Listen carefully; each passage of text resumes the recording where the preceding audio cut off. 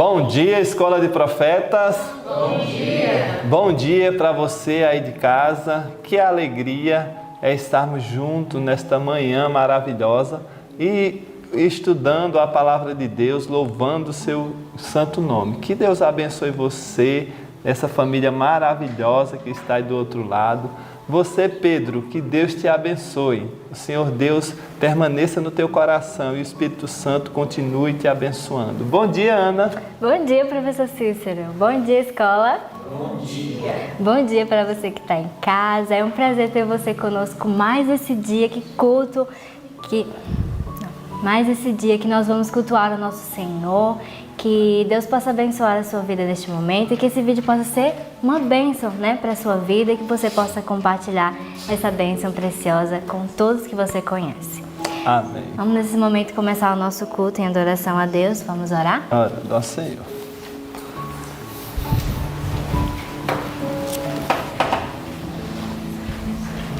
Senhor Deus, é no nome de Jesus Cristo que nesta manhã nós aqui da escola estamos de joelho e com certeza nossos irmãos que estão aí assistindo também estão prostrados a Ti. Que o Senhor abençoe cada um de nós. Pedimos ao Senhor perdão pelos nossos pecados.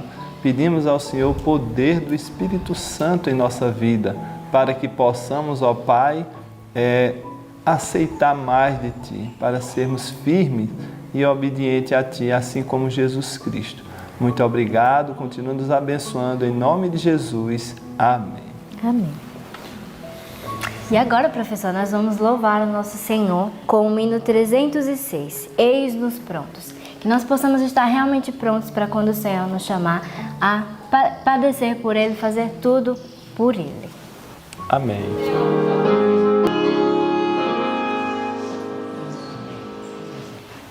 Muito bem, que estejamos todos prontos. Temos que estar pronto. Você está pronto aí na sua casa? Que coisa boa. Pensando em estar pronto, você está pronto para gravar a palavra de Deus no seu coração? O verso hoje é pequeno, mas bem significativo, muito importante. Tá bom? Vamos lá? Vamos gravar a palavra de Deus na nossa mente, no nosso coração? Vamos lá, Efésios 4:32. No 3... 1, 2, 3. Efésios 4:32.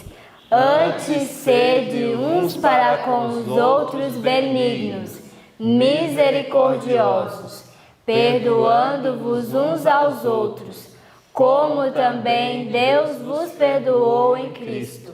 Efésios 4:32.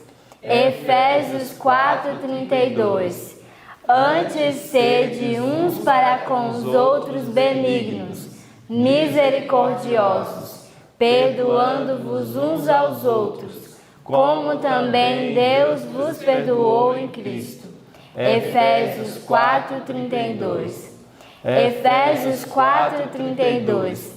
Antes sede uns para com os outros benignos, misericordiosos, perdoando-vos uns aos outros, como também Deus vos perdoou em Cristo.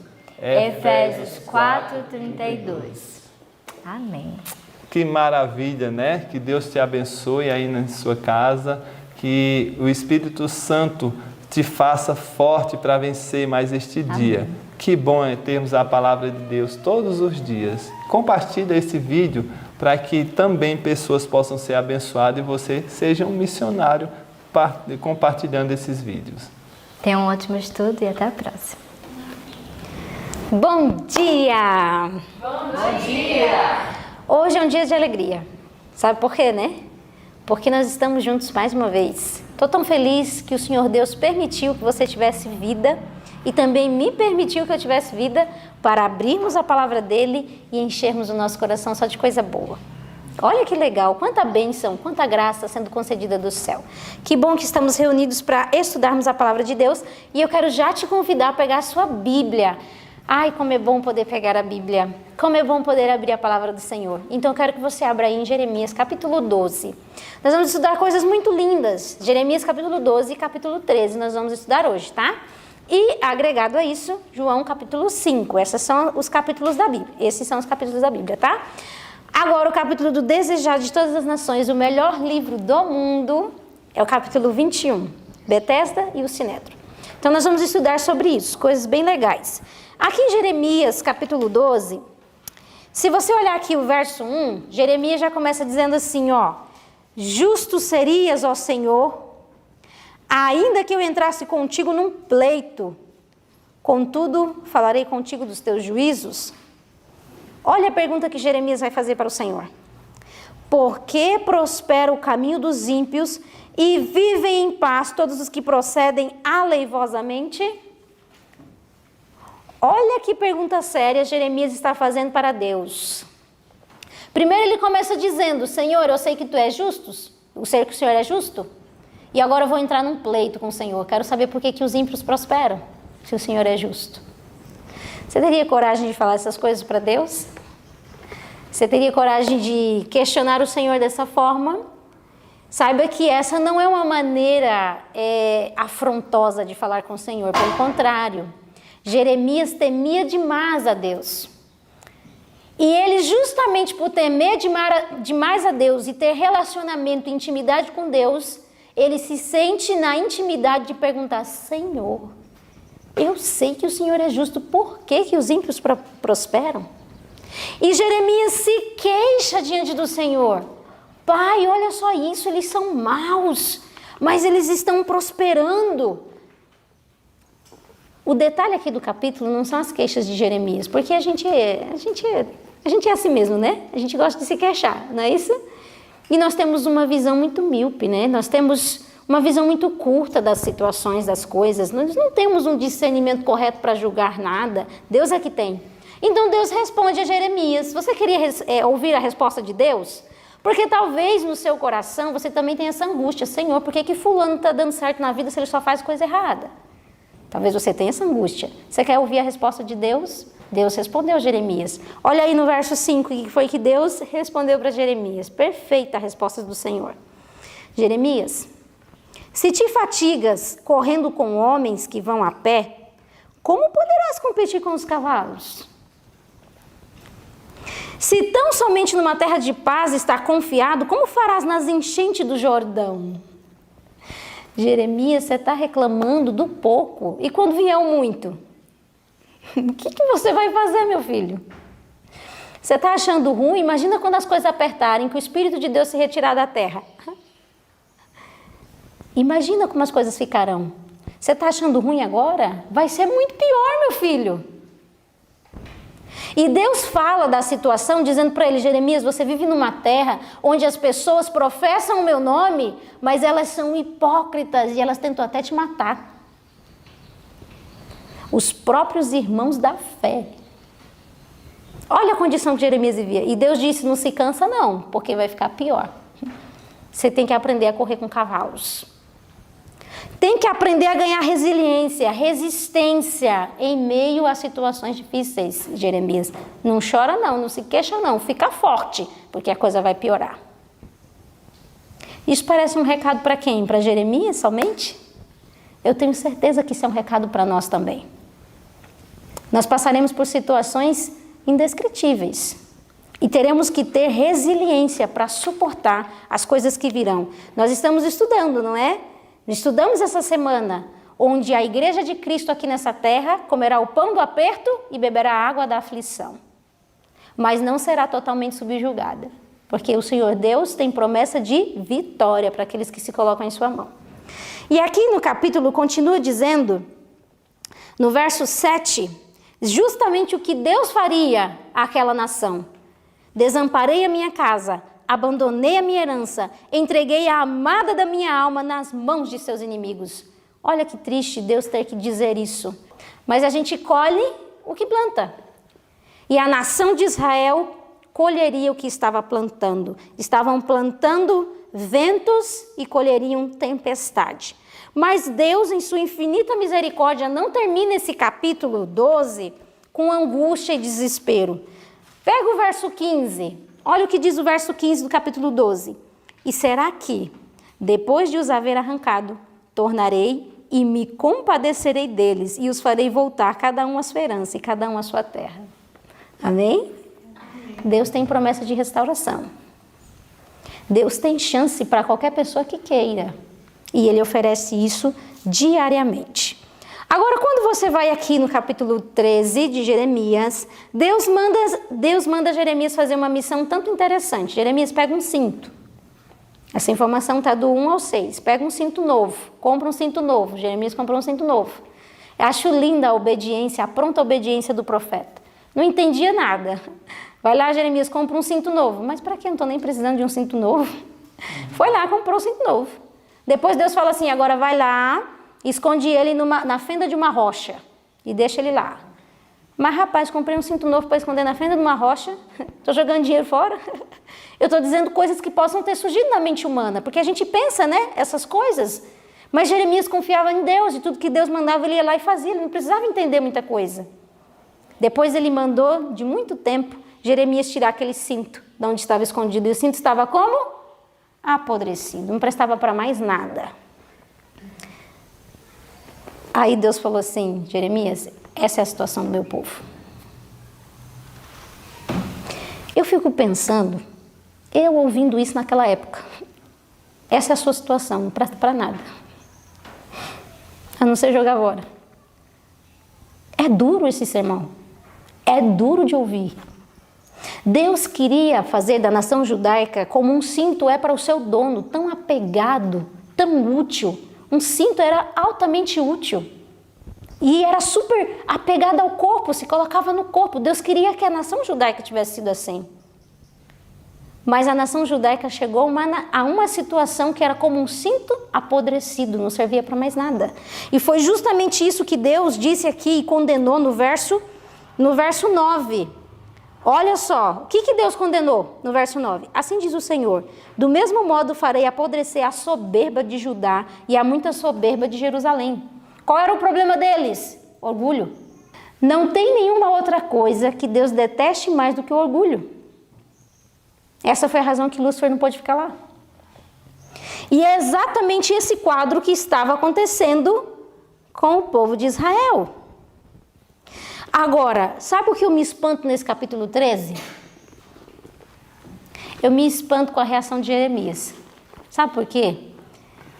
Porque é muito difícil gostar de quem não presta. Para o coração humano, então, a coisa mais fácil é gostar de quem não presta, né? Não gostar na realidade. Mas Deus investe naqueles onde ninguém quer investir. E aí você pega aqui o verso 17 do capítulo e olha só a reação do profeta. E se isto não ouvirdes, a minha alma chorará em lugares ocultos, por causa da vossa soberba. Amargamente chorarão os meus olhos e se desfarão em lágrimas, porquanto o rebanho do Senhor foi levado cativo. Qual era a reação de Jeremias? Sofria, porque ele entendia que Deus tinha um propósito maior para aquela nação. E aí o Senhor Deus vai nos ensinar nesse capítulo, e a gente assim encerra ele, com uma coisa muito linda. A nação não valia nada, como aquele cinto, né? O povo tinha andado tão longe de Deus, tinha chegado numa condição tão triste, que já não servia mais o que eles faziam. E às vezes você pode se sentir numa situação muito parecida, de ter vivido uma vida de pecado, de desobediência, que te faz sentir assim, não sirvo para mais nada. Mas eu vou te contar o segredo para sair dessa condição e dessa situação. Porque a realidade é essa, todos nós estávamos em posição de condenação, inúteis. Mas Deus torna o inútil em útil. Como? Verso 23. Do capítulo 13. Porventura pode o etíope mudar a sua pele e o leopardo as suas manchas? Então podereis vós, fazendo o bem, sendo ensinados a fazer o mal? Como é que pode um etíope mudar a sua pele? Como é que pode um leopardo mudar as suas manchas? Como isso pode acontecer? Pelas coisas que você faz? Entendemos muitas vezes que santidade é pela quantidade de coisas que fazemos, mas santidade não é pelo que você faz. Quando santidade é avaliada pelo quanto você consegue se entregar ao Senhor.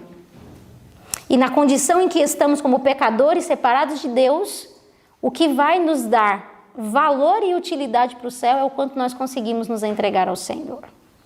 Como tem sido para você? Você tem conseguido se entregar ao Senhor? Eu espero que sim. Nisso está o nosso valor e a nossa utilidade, o quanto nos entregamos a Deus.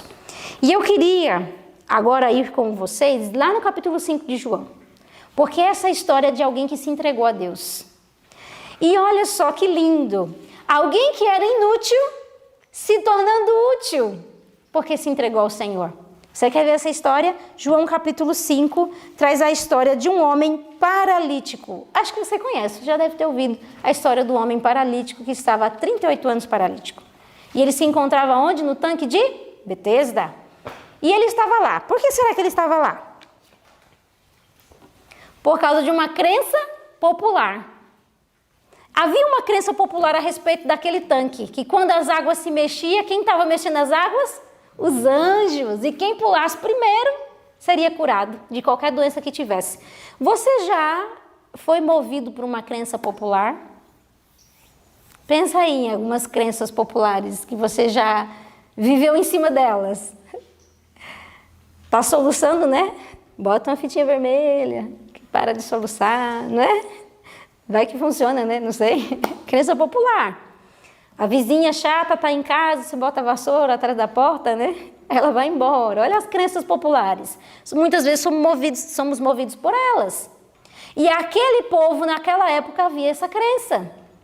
Mexeu a água, é o anjo do Senhor. Pula que vai ser curado. E esse homem estava lá há muito tempo, à beira desse tanque, lançando a sua esperança em algo completamente inútil. Uma vã esperança. Cria de forma inútil, porque aquela crença não levaria para nada. Só que um detalhe, Jesus chega naquele local. E você sabe, né, irmão Jefferson? Quando Jesus chega num lugar, tudo fica diferente. Nada fica igual. Tudo se torna incomum. E Jesus chegou naquele lugar e viu aquela multidão de sofredores. E o desejado de todas as nações nos diz que, pelo desejo de Jesus, ele queria lá curar todo mundo. Queria poder curar todos, sair restaurando todo. Ele tinha poder para isso. Só que diz que ele foi barrado por uma situação. Era sábado. Aí você pode pensar aí de casa, você que é adventista, né? Pode pensar assim, mas por que sábado era dia de fazer o bem? Sim, sábado é o dia de fazer o bem. Na mente de Deus, mas na mente dos judeus não. Era o dia de obedecer regras e mais regras. E Jesus foi limitado de salvar e curar todas aquelas pessoas por causa da posição dos guias daquela nação. E aí ele olhou para aquele cenário e falou, como eu queria poder curar a todos, mas se eu fizer isso, a minha obra vai ser impedida. A minha obra vai ser atrapalhada com os judeus que têm uma mente fechada. Seria um escândalo na obra de Jesus, no ministério de Jesus. Então diz que Jesus procurou a pessoa mais sofrida do lugar. Buscou a pessoa mais sofrida dali. E ele encontrou, bateu os olhos naquele homem que estava ali há 38 anos, enfermo, paralítico. E quer que eu te diga uma coisa? A doença daquele homem, vai dizer o desejado de todas as nações, que era em grande parte resultado de seu próprio pecado. E aqui eu preciso trabalhar em cima desse ponto. Muitas pessoas não sabem e não entendem isso, mas muitas das enfermidades físicas é resultado de enfermidade espiritual. Pecados não confessados e não abandonados geram doenças. Você entende a seriedade disso? O texto aqui vai nos dizer que ele carregava em sua alma ansiedade e contínuas decepções. Porque todo dia pensava que ia ser curado e não era, porque não conseguia pular na água primeiro. E diz que essa ansiedade e essas contínuas decepções estavam rapidamente consumindo as restantes das suas energias. O que você entende por isso? Que ansiedade e decepção consomem as nossas energias. E nos tornamos cada vez mais doentes. Consegue entender o paralelo de doença física com problema espiritual não resolvido? De onde vêm as nossas ansiedades? Jesus disse que nós não temos que andar ansiosos por nada. E lá estava aquele homem sofrendo justamente por causa de seu próprio pecado. E a prova disso, e eu quero até que você pegue aí para confirmar isso que eu estou te dizendo, João capítulo 5, verso 14. Depois que ele é curado, olha o que Jesus diz para ele, ó. Depois disse Jesus, encontrou-o no templo e disse-lhe: eis que já estás são, não peques mais, para que não te suceda alguma coisa pior. Qual é o recado que Jesus dá para aquele homem? Olha, cuidado, agora vê se você não peca mais, para que não te suceda coisa pior. Você está entendendo isso? Então a enfermidade desse homem era ligada a um problema espiritual. Então, quando Jesus entra ali e vê aquele homem paralítico, Jesus faz uma coisa muito linda. Eu quero que você leia isso comigo. O parágrafo que começa: Jesus não pediu. Olha que lindo. Jesus não exigiu fé daquele homem. Como assim? Vamos ler o parágrafo. Jesus não pediu a esse sofredor que tivesse fé nele. Jesus não chegou lá e dele disse assim: olha, tem fé em mim. Se credes, verás a glória de Deus. Jesus não falou essas coisas. Disse simplesmente: levanta-te, toma tua cama e anda. Gente, é muito linda essa história. Porque diz que aquele homem, quando levantou a cabeça para ver se a água lá do tanque estava sendo movimentada, ele levantou a cabeça e deu de encontro com o rosto compassivo e terno de Jesus. E Jesus fez a seguinte pergunta para ele: queres ficar são? E aí o homem respondeu assim: Senhor, eu não tenho ninguém. Eu fico pensando na angústia do coração de alguém que não tem ninguém, sozinho no mundo, que não tem ninguém. E ele disse isso: eu não tenho ninguém. Eu estou sozinho, não tem quem me ajude, quem me jogue lá dentro daquele tanque. Eu sou um paralítico, ninguém me quer. Eu não tenho família, todo mundo me rejeitou, eu estou sozinho. Consegue imaginar a dor de uma alma? E aí Jesus disse para ele: levanta-te, toma a tua cama e anda. A fé do homem, todavia, apodera-se daquelas palavras. Cada nervo e músculo vibra de nova vida, e a energia da saúde enche-lhe os membros paralisados. Sem duvidar, determina-se a obedecer à ordem de Cristo, e todos os músculos obedecem à vontade. Pondo-se rapidamente de pé, sente-se um homem no exercício de suas atividades. Que glorioso! Que glorioso! Olha o poder que Jesus tem. O poder de levantar um paralítico. Posso perguntar uma coisa para você? Você é um paralítico? Aí você vai me dizer: não, eu tenho minhas duas pernas bem fortes, ando com ela todo dia para cima e para baixo, né, Ana? Corro para lá, corro para cá, trabalho para Deus, não é isso? Mas a senhora White vem dizendo que muitos são paralíticos espirituais. A sua alma é paralítica. O pecado tem esse poder de paralisar. Tem esse poder de afastar, de nos tornar impotentes de mudar a nossa condição, assim como aquele homem era. Lembra do texto do etíope? Pode um etíope mudar a sua pele? Ou o leopardo mudar as suas manchas? Do mesmo jeito, você e eu, alma paralítica, não podemos mudar a nossa condição diante de Deus. Você consegue entender isso? Somos tão impotentes como aquele homem era para resolver o nosso problema. Você está angustiado com pecados, com coisas que acabaram acontecendo na sua vida, na sua história, que você queria poder resolver e você não consegue. Você tem lutado para sair de uma situação, de um pecado acariciado, e você não tem conseguido. Você tem se angustiado e se sentido mal, inútil, distante de Deus.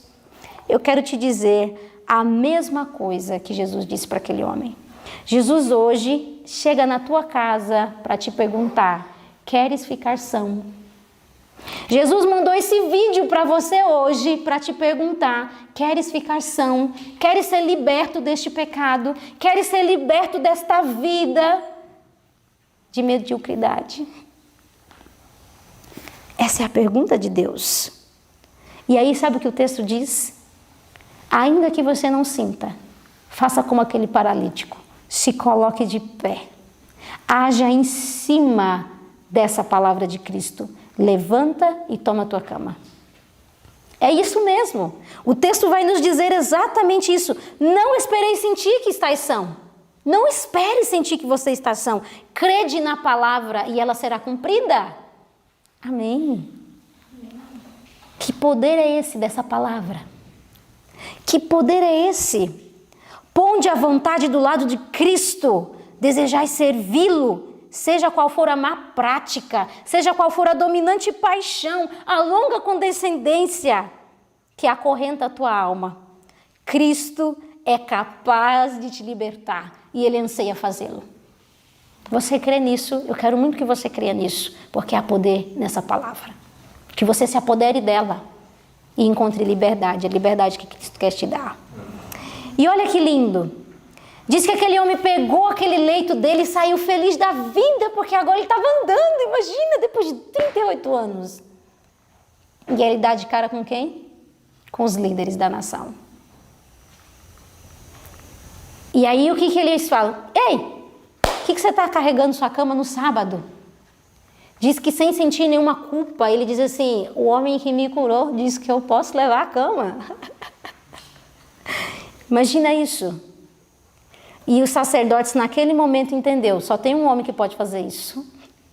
Só tem um homem que pode tornar fazer esse milagre. É Jesus. Eu já sei de quem ele está falando. Olha só que coisa legal. O quanto que Jesus era conhecido, né? Até pelos seus inimigos. Mas eu quero que você perceba uma coisa. Como o pecado insensibiliza, né? Eles viram aquele homem que era paralítico, 38 anos, andando, e eles ainda ficaram com menos juízo daquele homem. Ô povo, ô gente chata. Por que você está levando essa cama? Não pode levar a cama no sábado.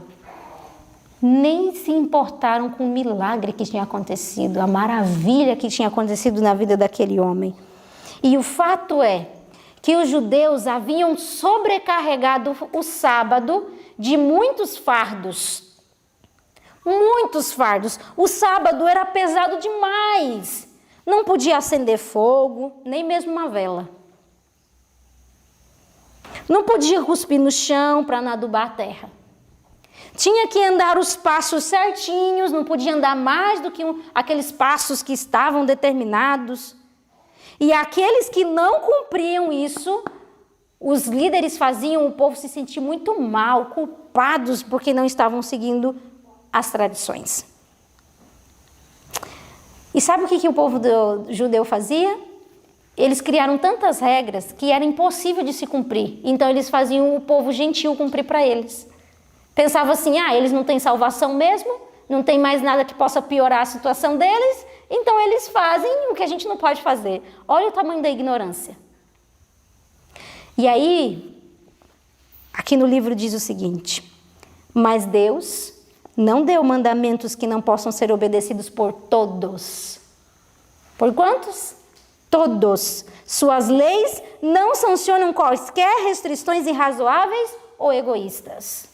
O quanto que aquela nação não conhecia o Senhor. E aí eles chamam Jesus. E eles questionam Jesus. E aí? Por que você está fazendo isso? Porque você está curando no sábado. Você sabe que não pode curar no sábado. E uma coisa que me impressionou demais. Diz que naquele momento, aqueles judeus teriam levado Jesus a júri e matado Jesus se eles não estivessem subjugados pelo poder romano. Porque eles só poderiam matar alguém se o Império Romano autorizasse. Mas o Império Romano não mataria ninguém que quebrou o sábado. Então, por providência de Deus, para que Jesus não fosse interrompido antes do tempo, os judeus eram escravos do Império Romano para não terem a autonomia de matar, porque alguém quebrou o sábado. Gente, para mim isso foi assustador. E eu escrevi a seguinte frase no meu livro. Deus permitiu os judeus serem escravos para que o plano da redenção estivesse seguro. Que terrível! Deus não podia confiar o seu Filho em nossas mãos, mesmo quando Ele estava operando pela nossa própria salvação. Você tem noção da miséria que é um coração desse? Nosso coração é ruim demais. Não pensa que somos diferentes do povo judeu. Pelo contrário, temos o mesmo coração. E se não tivermos a graça de Cristo para nos transformar, nós não teremos atitudes diferentes. E aqui eu quero levar o nosso estudo. E aí de casa você pode se perguntar, por que esse povo tinha tanta raiva de Jesus? Qual foi o mal que Jesus fez? Aí você vai me dizer, nenhum. Exatamente, nenhum. Eles não gostavam de Jesus por orgulho, por inveja, por ciúmes. E esses sentimentos que estavam sendo acalentados estavam levando eles a uma obstinação cega a ponto de odiarem Jesus, a ponto de matá-lo numa cruz. Consegue entender a seriedade dos nossos sentimentos? E olha que interessante. Eu fiquei me perguntando, se Jesus sabia que curar aquele homem no sábado traria toda essa confusão, toda essa contenda, por que ele não evitou? Ele poderia não ter curado ninguém para não criar caso com os judeus. Por que então ele curou? O texto diz aqui que Jesus não faz nada sem propósito. E o propósito de Cristo era arrumar uma brecha, uma oportunidade para poder falar de como é que se guardava o sábado de verdade. E aí eu quero perguntar para você aí de casa, como é que se guarda o sábado? Você sabe guardar o sábado? Ou você carrega ele de fardos e pesos que não se pode carregar? Ou você não liga tanto e leva o sábado como se fosse um dia comum? Como é que você guarda o sábado? Você quer aprender a guardar o sábado? Eu espero que você queira. Eu sempre quero aprender informações como essa. E o texto nos trouxe a maneira correta de se guardar o sábado. Você quer descobrir? Aqui na página 138, o parágrafo que começa assim, ó. Vamos ler esse parágrafo? Fora assim, e deixariam os homens de ter os frutos da terra e as bênçãos que tornam desejável a vida. A natureza deve continuar seu invariável curso. Deus não poderia, por um momento, deter sua mão, do contrário, o homem desfaleceria e viria a morrer. E o homem também tem, nesse dia, uma obra a realizar. Veja, no sábado, Deus ainda tem uma obra a ser feita. Qual é a obra de Deus? Dar manutenção a essa terra. Ele precisa fazer nascer o sol, ele precisa mandar chuva, ele precisa fazer com que os frutos deem frutos, que as coisas continuem no seu curso normal. Então o homem também tem uma obra nesse dia. Deve-se atender às necessidades da vida, cuidar dos doentes, suprir as faltas dos necessitados. Não será tido por inocente o que negligenciar, aliviar o sofrimento no sábado. O santo dia de repouso de Deus foi feito para o homem, e os atos de misericórdia se acham em perfeita harmonia com o seu desígnio. Deus não deseja que suas criaturas sofram uma hora de dor que possa ser aliviada no sábado ou no outro dia qualquer. As solicitações para com Deus são ainda maiores no sábado do que nos outros dias. Seu povo deixa então a ocupação ordinária e passa mais tempo em meditação e culto. Pede-lhe mais favores no sábado. Você está entendendo isso? Deus trabalha demais no sábado. Por quê? Porque Ele tem que nos atender. Nós passamos um maior tempo em meditação, em culto, buscando a presença dEle. A gente pede mais favores a Ele. E Ele se recusa de atender porque é sábado? Não, hoje é sábado, eu não faço nada não. Você me procura no domingo? Deus não faz assim. Como é que Deus faz? Exige-lhe atenção de modo especial, anelam suas mais preciosas bênçãos. Deus não espera que o sábado passe para lhes conceder esses pedidos. Anota essa frase: a obra no céu não cessa nunca.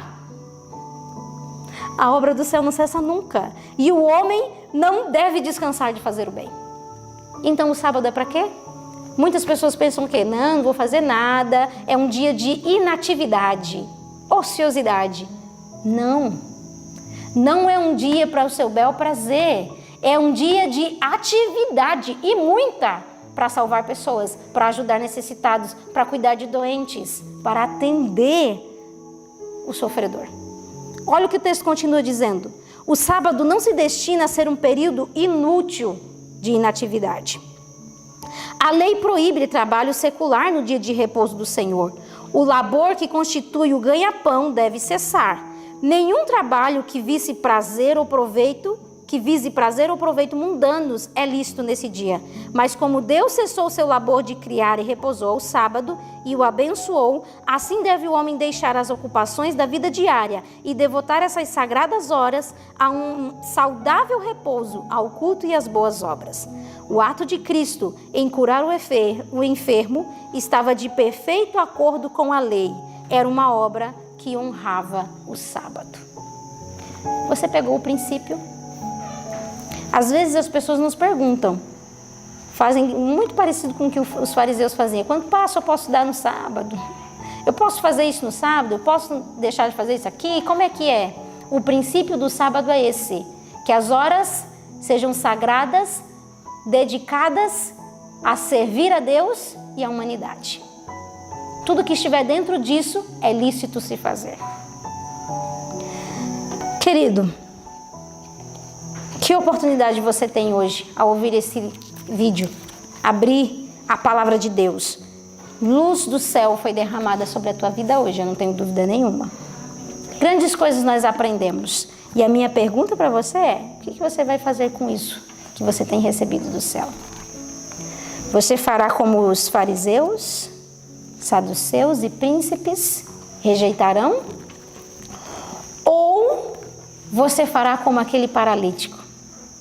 De inútil, passou a ser muito útil para a causa do Senhor, porque abriu o coração e se entregou a Cristo. Que esse seja a tua posição, seja a minha também nesse dia. Que Deus te abençoe. Vamos orar?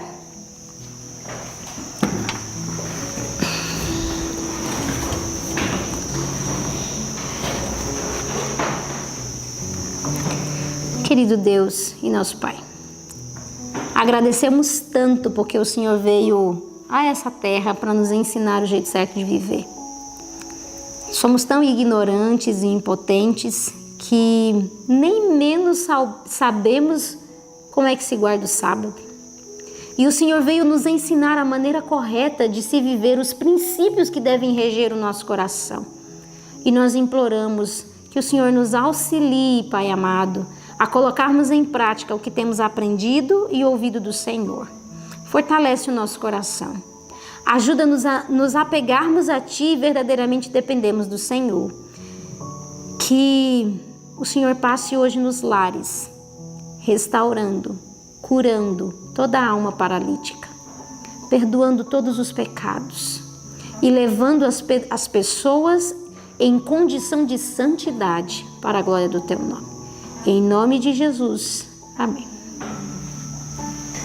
Que bom que estudamos juntos, não? Que bom que aprendemos um pouco mais da palavra de Deus. Que o Senhor Deus te abençoe muito e até amanhã.